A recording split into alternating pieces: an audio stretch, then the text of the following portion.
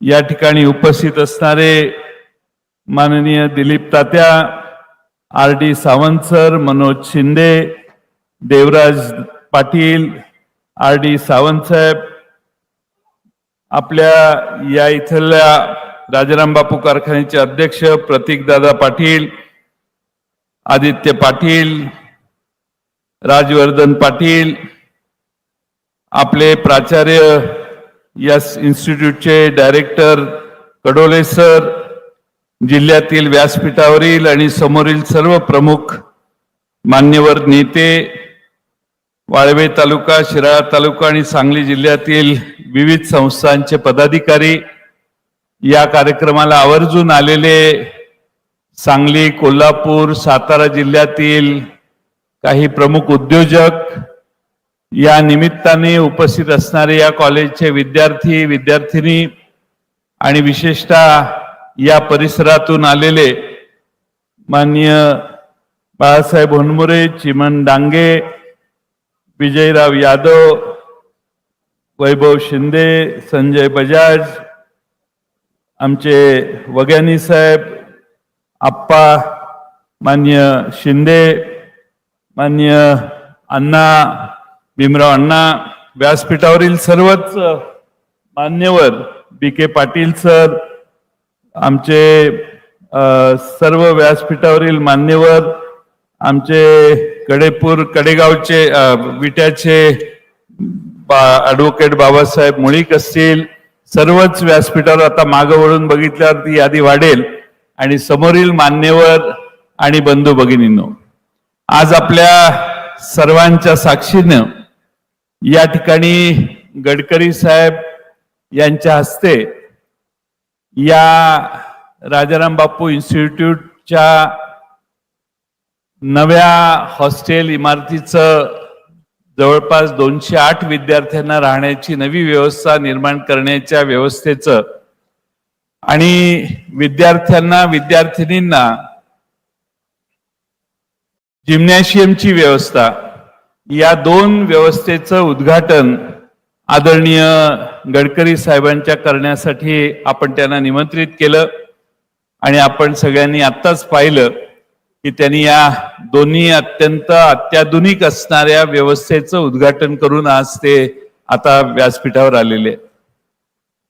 महाराष्ट्रामध्ये आणि देशामध्ये रस्ते हा विषय जेव्हा जेव्हा निघतो त्यावेळी गडकरी साहेबांचं नाव पहिल्यांदा लोक घेतात. अलीकडच्या मागच्या 10 वर्षाच्या काळात ऊसापासून इथेनॉल करण्याच्या प्रक्रियेची चर्चा होते, त्यावेळी गडकरी साहेबांचं नाव घेतल्याशिवाय कुणाला राहवत नाही. जे जे नवं आहे ते स्वीकारायचं.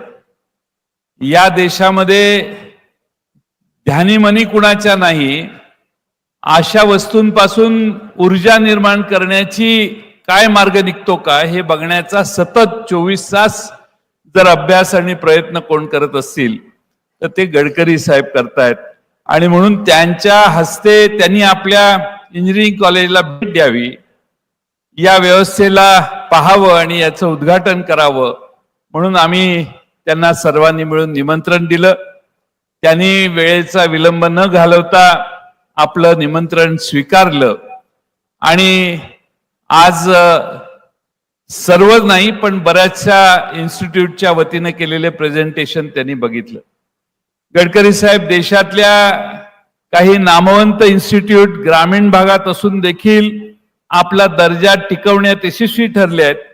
त्यात आमचा समज आहे की आमची RIT ही देशातल्या जवळपास पहिल्या 100 इन्स्टिट्यूट मधली एक संस्था आहे की ज्याच्यात वेगळ्या वेळी या संस्थेचं नाव हे वेगळ्या सर्वेमध्ये पहिल्या 70, 75, 80 अशा कॉलेजेसमध्ये आलेलं आहे. या कॉलेजने ऑटोनॉमस झाल्यानंतर प्रचंड घोडदौड प्रगतीची केलेली आहे. नवी नवी इन्क्युबेशन सेंटरमध्ये आमची मुलं नवे नवे संशोधन करतात, त्याच्यातून कमर्शियल प्रॉडक्ट तयार करायचं काम इथली मुलं करायला लागली आहेत. इथली लायब्ररी अत्यंत आधुनिक आहे. कदाचित मला वाटत नाही दुसऱ्या कुठल्या कॉलेजकडे असेल एवढी उत्तम लायब्ररीची व्यवस्था या ठिकाणी आहे, जे जे केलेलं आहे ते उत्तम करण्याचा प्रयत्न स्वर्गीय राजाराम बापूंच्या वेळेपासून या संस्थेनं केलेला आहे आणि आज एक प्रथित यश संस्था म्हणून या संस्थेचा नावलौकिक आपल्या सर्वांच्या समोर आहे. माझ्यासारख्या कार्यकर्त्याला आपल्यात आणि गडकरी साहेबांच्या जास्त वेळ घालवायचा नाही, कारण 6:10 त्यांना निघायचंय आणि त्यामुळे मी फार लांब मोठं भाषण करत नाही. पण गडकरी साहेब इथं आले आणि त्यांनी फार चांगली असा प्रतिसाद देऊन आमच्या या सगळ्या प्रगतिशील असणाऱ्या इन्स्टिट्यूटला भेट दिली. आमचे पत्रकारांना माझी एकच विनंती आहे की आता गडकरी साहेब राष्ट्रवादीत जाणार अशा बातम्या किमान इथनं पुढे तयार करू नका. तुम्ही कशाची बातमी कराल आणि काय याच्यावर पत्रकारितेचा दर्जा ठरतो तो तुमच्यावर मी सोडतो, मी तुमच्यावर रागवणार नाही. पण पत्रकारांनी एक बातमी तयार केली आणि देशभर त्याच्यावर मोठमोठे चिंतन करणारी लोक पण बातम्या तयार करायला लागली. याचं मला मनाला शल्य वाटतं.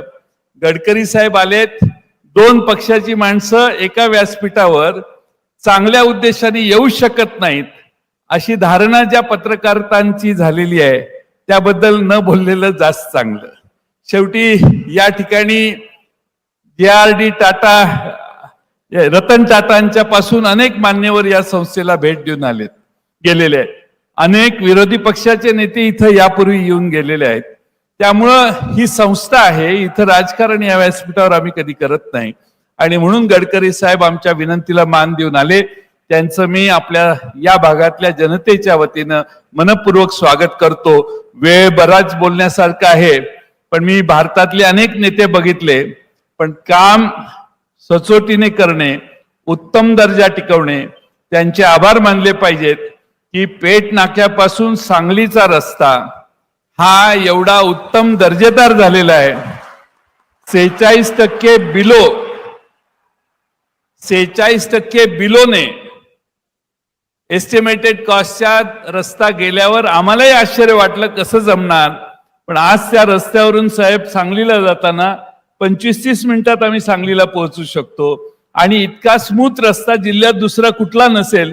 एवढा उत्तम रस्ता आपण ज्यांना जे काम मिळालेलं आहे त्या व्यक्तीनं केलेलं आहे. त्यामुळं महाराष्ट्र सरकारने अलीकडे केलेली कामं जी आहेत ती एस्टिमेट कॉस्टच्या 37%, 20%, 25% अभाव केलेली आहेत.